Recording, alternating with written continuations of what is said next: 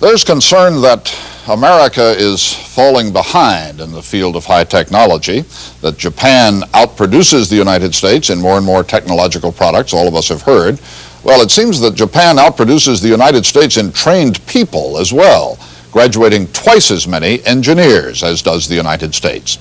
Karen Stone's second look at what's going on in the classrooms of America begins with a look inside a classroom in Japan.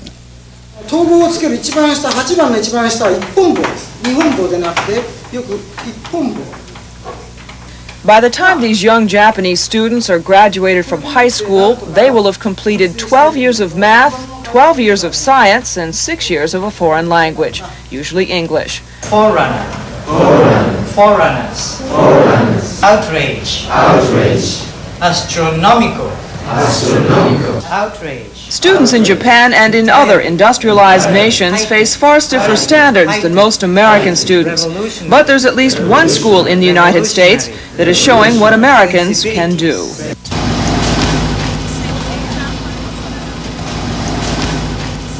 Getting minorities and women into engineering is the goal of the High School for Engineering Professions, HSEP, in Houston, Texas. It sits in the heart of the city's ragged north side. Knowing you as well as I do, I also know that there isn't a person in here who doesn't have the ability to be getting all A's and B's. These kids are getting a pep talk from curriculum coordinator Susan Sclafani. They're on probation. It's not hard to get on probation at this school. If students are achieving at less than the C level in 2 courses or more, they're placed on probation. They've got to bring that up within the next semester, because there is not a student here now who doesn't have the ability to be successful. And what I want them to see is their future depends upon this. We want to find out if it would be safe to have babies in space. It could cause mutations. The school has a rigorous curriculum in math, science, computer technology, and history and English. We're asking students to spend anywhere from 2 to 4 hours a day on a bus, 8 hours in classes, and 2 to 3 hours of homework every night. You can't do that unless you really want to. Most of the kids want to. Many of the teachers at the school are Houston professionals, engineers, architects, and computer specialists. And some 30 Houston corporations support the school with technical equipment and summer jobs. Those selected to attend the Houston High School for Engineering Professions have taken aptitude tests in math and science. Administrators say they look for kids with high potential for engineering, even if their grades aren't high. When I would say, Leonard, you're not doing the math, and there's no reason why you're not. And he'd go through this whole thing about how, after all, he was a kid from the ghetto, and we couldn't expect that he was going to do all of this.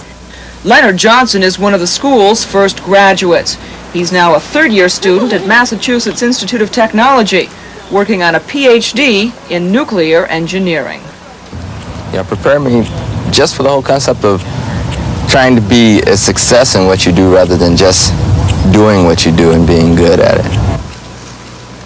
And there's his friend Arnold Contreras, a second-year student at MIT in computer science.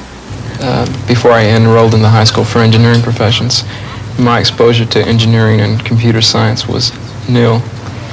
And my parents came from families of migrant workers, and my dad finally got into the trucking business. Arnold's parents, who still live in Houston, said Arnold's success encouraged his 8 brothers and sisters to complete their college educations.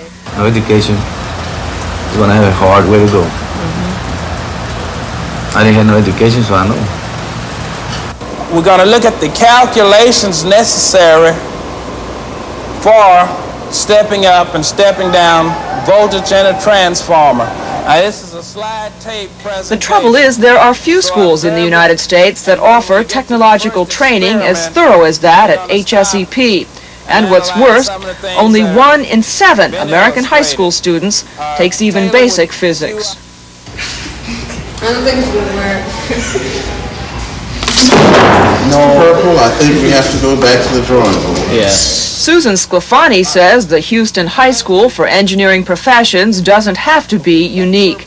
With some dedication and discipline, she says similar schools could blossom in other cities.